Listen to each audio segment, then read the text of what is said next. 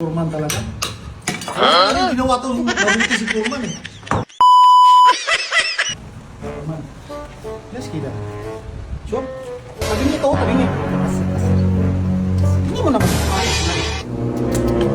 Tanggalin natin ito. Ayaw, di ba?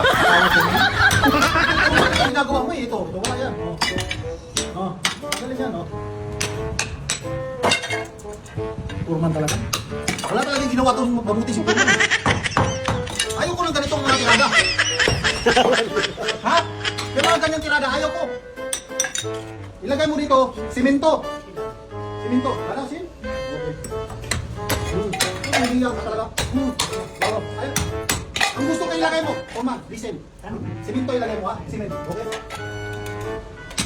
Simento ilagay mo, para matibay. Ay!